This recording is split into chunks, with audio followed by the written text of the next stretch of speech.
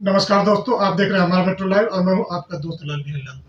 आज होली का मौसम आजकल आने वाला है और होली के मौसम में बात करें, रंगों की फुहारों की बात करें तो इसी सिलसिले में मैं भी उद्योग भवन में हूँ, जहाँ पे केंद्रीय कर्मचारियों का नॉन इलेक्टेड का एम्प्लॉय यूनियन का है और उसके जनरल सेक्रेटरी है माननीय घनश्याम चौहान जी। तो घनश्याम चौहान जी से बात करते हैं कि ये केंद्रीय कर्मचारियों के लिए आपकी संस्था क्या कर रही है, यानी कि आपका जो संघ है, संघ केंद्रीय कर्मचारियों के लिए फिलहाल क्या कर रही है। सबसे पहले तो धन्यवाद लाल बिहारी जी।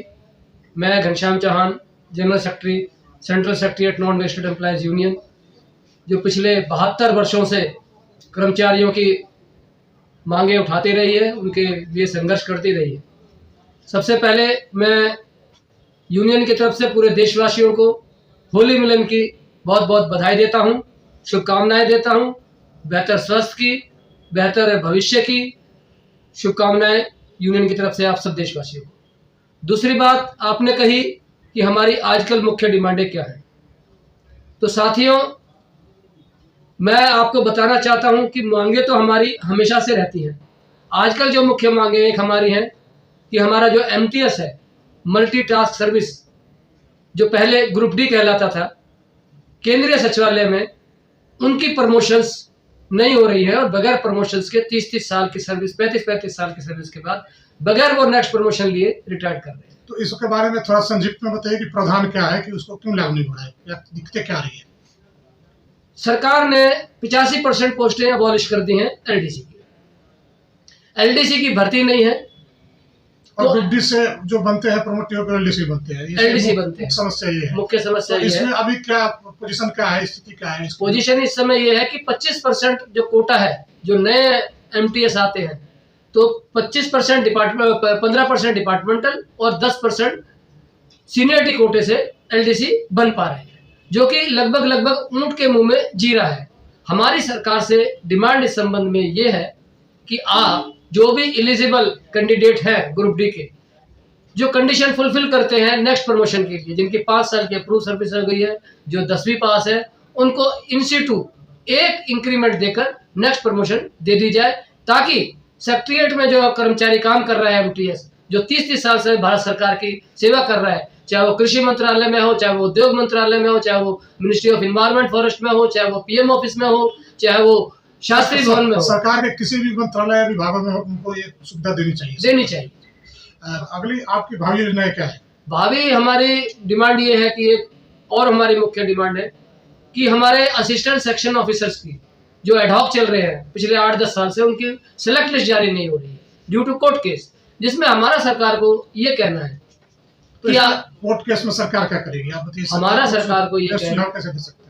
सरकार को ये कहना है कि कोर्ट का डिसीजन जो भी है, सरकार के पास 2 तरीके की लिस्ट है इस समय, एक जो सुप्रीम कोर्ट में दिखाई गई थी, एक जो कैट के डिसीजन से आई। आप कोई सी एक लिस्ट से, जो हाई कोर्ट में हमारे इस समय मुकदमा चल रहा है कर्मचारियों का, तो कोई सी भी एक लिस्ट जिसको आप अच्छा समझते हैं, उसके तहत आप हमारी प्रमोशंस कर दीजिए।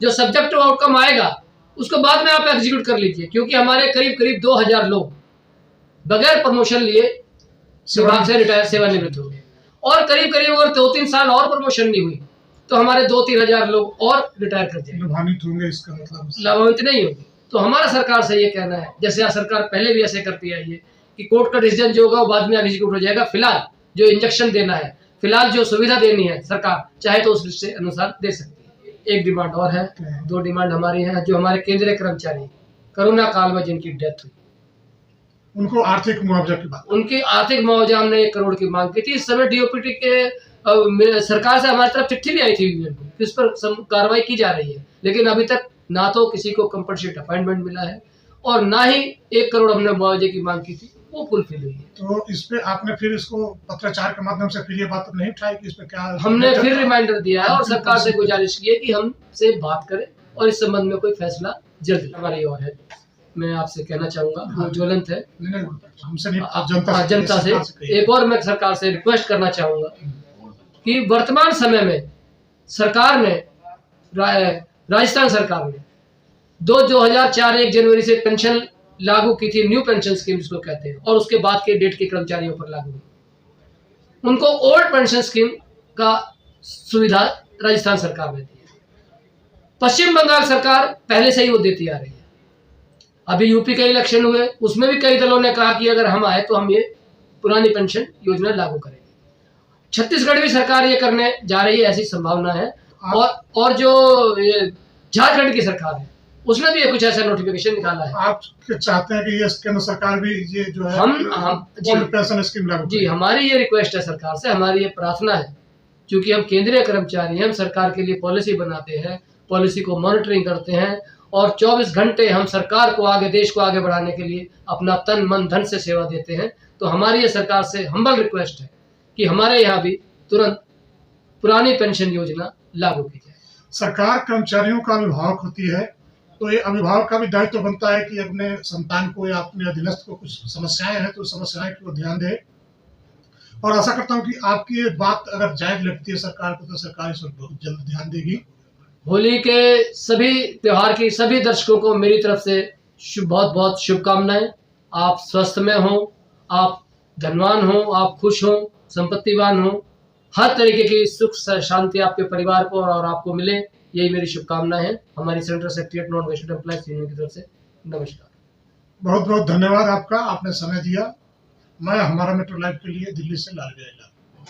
अभी मैं समाज सेवी बीपी पाठक जी के साथ हूँ। तो बीपी पाठक जी भी भारतीय सभ्यता एवं संस्कृति की महान पर्व होली है, होली पे 2 शब्द कहना चाहते हैं। बीपी पाठक जी, आपका बहुत बहुत स्वागत है हमारे मेट्रो लाइव में। आप बताइए हमारे जनता को क्या संदेश देना चाहते हैं दर्शकों को? मैं बीपी पाठक, वेलफेयर कमेटी प्रेसिडेंट, नानकपुरा जी ब्लॉक। मैं समस्त परिवार को और समस्त यूनियन के मेंबरों को एवं अपने वेलफेयर कमेटी के समस्त मेंबरों को होली की बहुत बहुत शुभकामनाएं देते हैं। आप देख रहे थे हमारा मेट्रो लाइव और होली की बात करते हैं। तो होली जो है सुख दुख का एक कहते हैं कि अच्छाई का जब पतन हो रहा था, बुराई उदय हो रहा था, तो उसी के संदर्भ में भगवान विभिन्न अवतारों में विभिन्न समय पे आए और बुराई पर अच्छाई के जीत का प्रतीक है होली, और इसी को मनाते हैं। और ये आज के परिवेश में बात करते हैं तो सामाजिक भाईचारे का एक अजब मिसाल है, क्योंकि इसमें हर जाति धर्म, छोटे बड़े, ऊंच नीच, आम भाषा में कहे तो ये लोक पर्व में कहते हैं रिश्ते नाते भी सब आगे पीछे छूट जाते हैं। फागुन चढ़ते ही अलग अलग रिश्ते सब मिलके एक हो जाते हैं।